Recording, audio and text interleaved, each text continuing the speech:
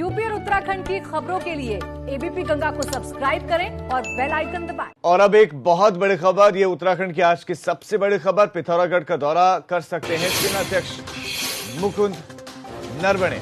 तो सेनाध्यक्ष नरवणे आज पिथौरागढ़ का दौरा कर सकते हैं। जोशीमठ के पास में चौकियों का वो निरीक्षण कर चुके हैं। अब सीमा पर तनाव को लेकर, सरहद पर चौकसी को लेकर ये कसरत हो रही है। उत्तराखंड में 350 किलोमीटर की सरहद चीन से मिलती है।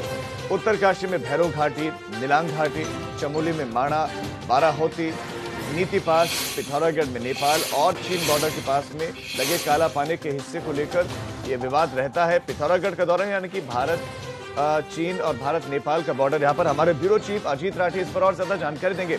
अजीत, चीन के साथ खबरें कि चीन भी अब इस पर सहमत हो गया। भारत तो लगातार कह रहा है कि तनाव कम करते हैं। अब सेना अध्यक्ष नरवणे नेपाल होकर आए हैं, ऐसे में उनका एक बार फिर से बॉर्डर पहुंचना, निरीक्षण करना क्या संकेत देता है? राजीव, देखिए, आपने पिछले एक पखवाड़े पहले देखा होगा कि आईटीबीपी के चीफ जो महानिदेशक हैं एसएस देसवाल, वो जो चाइना बॉर्डर पर आईटीबीपी की चौकियां थी उनका निरीक्षण करने मुनस्यारी पहुंचे थे, पिथौरागढ़ पहुंचे थे। जितना भी एरिया लगता था उन्होंने निरीक्षण किया। 2 दिन पहली बात है, जो मिनिस्ट्री ऑफ रोड ट्रांसपोर्ट होता है उसमें एक डीजी होता है जो रोड्स का काम देखता है बॉर्डर पर।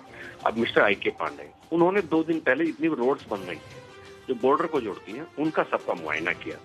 अब इसके बाद सेना अध्यक्ष कल से जोशीमठ में है, आज वो पिथौरागढ़ जाएंगे।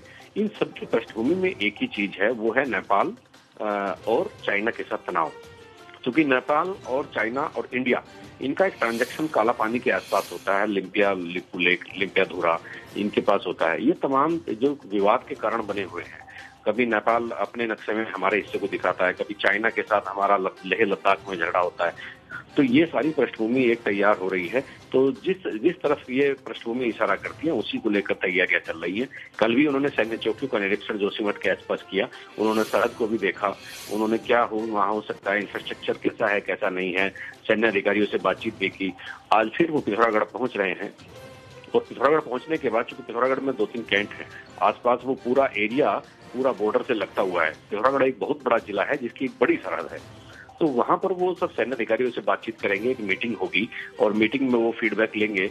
और फीडबैक के बाद फिर वो जो बॉर्डर पर सैन्य चौकियां हैं उन पर भी जाएंगे, उनका भी निरीक्षण कर सकते हैं। ऐसी कुछ सूचनाएं आ रही हैं। अजीत, क्या सेनाध्यक्ष उत्तराखंड में है अभी, या फिर वो सीधा दिल्ली से उत्तराखंड पहुंचेंगे, पिथौरागढ़ पहुंचेंगे निरीक्षण के लिए, अगर वो आएंगे तो? नहीं, देखिए, कल जब शाम एक सूचना मिली थी, चूंकि सेना अध्यक्ष के दौरे को बहुत ही ये यहाँ पर गुप्त तरीके से रखा गया था, तो कल जोशीमठ में उनकी लोकेशन मिल रही थी। और जिस वक्त तक उनकी जोशीमठ में लोकेशन मिल रही थी, मुझे नहीं लगता उसके बाद वो दिल्ली गए होंगे। तो लेकिन क्योंकि सेना का मामला है और सेना बहुत ही बेहद महत्वपूर्ण अंग होती है देश का, तो उसके सेना अध्यक्ष का दौरा कब है, कहाँ है, क्या है, ये भी हम जितनी जानकारी दे रहे हैं, प्रशासन के पास जितना इनपुट है, वो सूत्रों के हवाले से ये सब चीजें चल रही हैं। क्योंकि सरहद की हिफाजत का मामला बहुत ही संवेदनशील है, तो इसीलिए इनका प्रोग्राम सार्वजनिक नहीं किया जा रहा है। कल वो जोशीमठ में थे, मुझे लगता है कि वो दिल्ली शायद ही गए हों।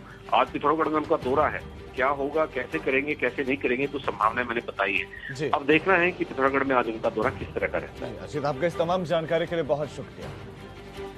तो क्यों मुस्तैदी है, आप ये भी समझ लीजिए कि भारतीय सेना ने अभी चीन को मुंहतोड़ जवाब दिया था, गलवान से लेकर दूसरी जगहों पर जहां जहां पर चीन ने कोशिश की आंख दिखाने की, भारत ने मुंहतोड़ जवाब दिया।